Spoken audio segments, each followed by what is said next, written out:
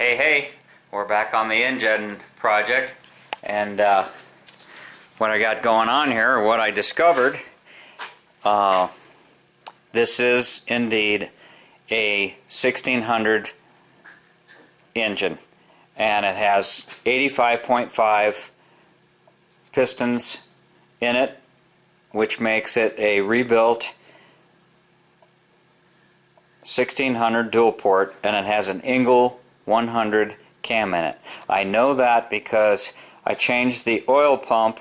It had a cast iron milling pump in it. When I took it off, I could see the end of the camshaft, because that sits below the crankshaft like this, and you can see on this one here, maybe you can see, this one says C25. That is a Scat brand equivalent of a Engel 100. It's not identical, but it's close enough. So, as soon as I got the head off, which is right there, and we'll get to that in a second, I put this tool. This is a deck height measuring tool. It's a nice thick piece of steel. Got to make sure I got it in the camera frame here. It's got a bolt that threads in the top here and protrudes down here. So what you do is you put this on. It's real nice and heavy, so you can figure your deck height. If you want to figure out your compression ratio, you need to know that. And that is when your piston is at top dead center. Now, I'm just showing you here. Normally what you would do is it comes with these sleeves. You put these sleeves on. You put the you torque it down just like it was a head, and you're doing it to one cylinder, and you put the head bolts and washers on and you torque this down. But for sake of this video, I'm just showing you what exactly this is and how it works. So you start rotating your engine back and forth. You see the piston. Hopefully you can see the piston in there. Maybe I can hold this with one hand. Okay. You see the piston going up and down. Okay, right there. Now you can run this in. Here's another feature of this thing. You can run it in till it stops, and then look over here. You've got this style of a degree pulley, and the split in the case is top dead center. And you look at the pulley, and say you have 5, and you run it around to the other side, and it stops at 5 on the other side. So 5 from 5 is going to be 0. Whatever the middle of that is, you can. What I'm saying is, you can verify if you had it on. If one way it stopped on the 10 on this side, and the other way it stopped on the 10 on that side, then you know that 0 is indeed 0. These things are cheap. They're made in China. This particular one, it's a, I don't know where it's made. It's a Gene Berg style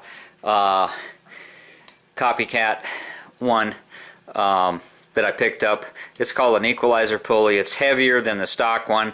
I like the degree wheel, and it helps dampen the vibrations in the motor, because this has probably got a stock crank which doesn't have counterweights on the crankshaft. So anyhow, not to get sidetracked, you can calculate to make sure that this degree wheel is correct if it stops the same on both sides. If it stops on 5 on this one and 10 on this side, then you would have to correct that, maybe make a scratch across the top of it, and you would know that this is the true center. We figured the deck height, and that was 50 thousandths. The way you do that is you can have this flush. When you tighten it down, you can take feeler gauges and you can stick it in there when you know you have it at top dead center, and then you can stack up your feeler gauges and get a measurement that way. You can unscrew it, take it off, and you can use a dial indicator or a micrometer, and you can stick it through the hole, and you can measure the difference between the flat surface and the end of that stop right there, the bolt. It's ground down flat, kind of has a little bit of a rounded dome to it, and you measure that, and you can get that deck height. When we did the new heads, we CC'd those heads, and I made a video on that just recently, and we used water and found out that they were 56 cc's, so you would use that in your calculation. Now, to take this further, See how that moves up and down when it's okay. Same thing over here on the intake.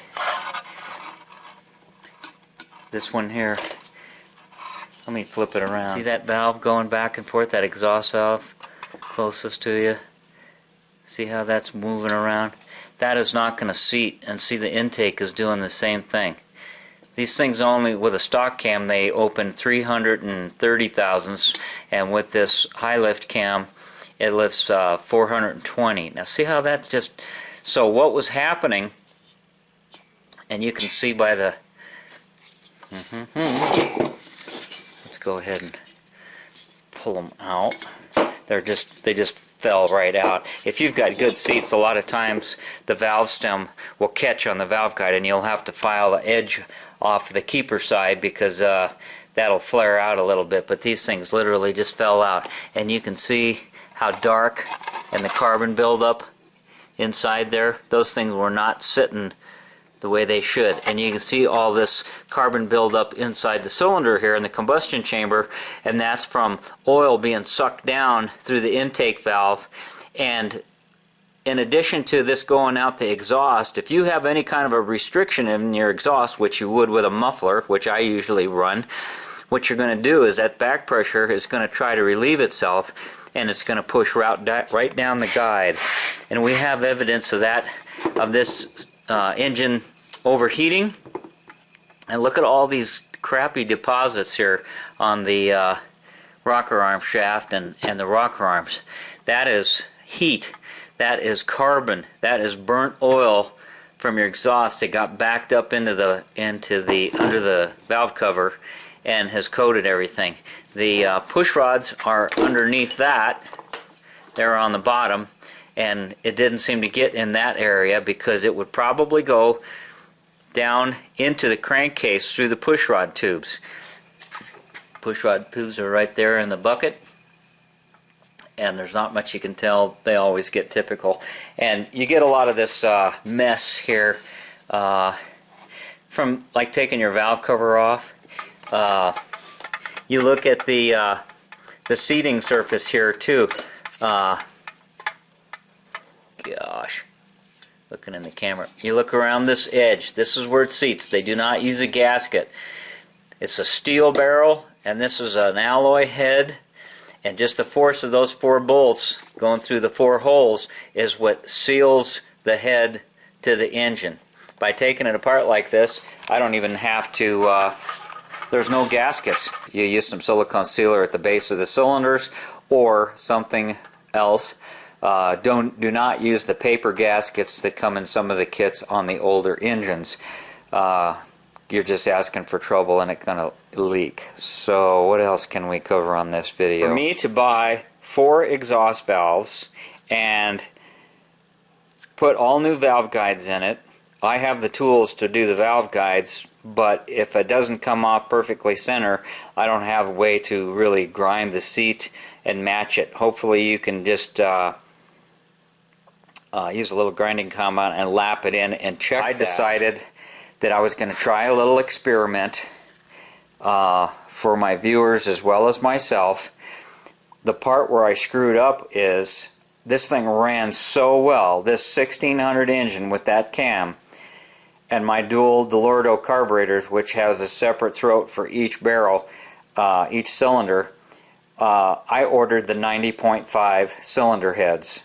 Now I'm stuck with the wrong cylinder heads, and I don't want to spend the money on these. They make an 88 cylinder and piston. Now, it's stock, like no machine work required on the block. You can just slide it in there, and then it's extra heavy thickness here. It should be thicker than stock, and it's going to work on that head that's cut for 92s. 90.5, 92, it's the same cut. So I've got those piston and barrels coming so that I can use my new heads, and we're just going to do the top end of this, check our deck height and compression ratio, and reassemble this. Now, saved a little bit of money by doing it that way, but what is the risk that we're taking here? When you completely, if you take an engine that's been beat on like this one has, and you redo the top end with new heads, valves, pistons, and cylinders, get the compression back up, now you're putting more stress on a bottom end that's already got a lot of wear and tear on it. Now the oil pressure is one way to indicate it. I could pull it down, but I'm going to do this in the same manner that the typical newbie who comes into this would do it. You know, they don't have the tools. They're afraid to get into the block. I've rebuilt plenty of them, but I know once you get into the bottom end, I'm going to start spending dollars and cents. I'm probably going to put a different cam in it, new cam bearings, new rod bearings, and crankshaft bearings. The end play on this thing isn't bad at all, and the oil pressure is okay. So what I'm going to do is I'm going to put it together this way. We're going to run it for a while, then we're going to do a compression check. We're going to see if it smooths out and how we like it. If it doesn't, I'm sure it's going to make more power than it did before because it's going to be bigger. I think that comes out to a 1679 if you go 88 by 88 cylinders with a stock head like that. So a lot of guys try to make a 1641, which is 87 millimeter pistons, and they're slip in, so there's no machine work, but the wall of this is the cylinder wall right here. This is where you get your heat transfer. If it's thin and it gets distorted and you've got that cold air blowing on there and you don't have everything on there to get the proper airflow like the stock ones did, your things are going to be misshaped and you're going to have compression for a while. It's going to run good for a while, but it's not going to last as long as a stock engine. And that pretty much holds true with any high-performance engine. They're going to require more maintenance and they're not going to last as long. And this video is getting way too long, so I'm going to wrap it up and we'll continue on this when I get my parts. So thanks for watching. Thanks for subbing. TheEZGZ out.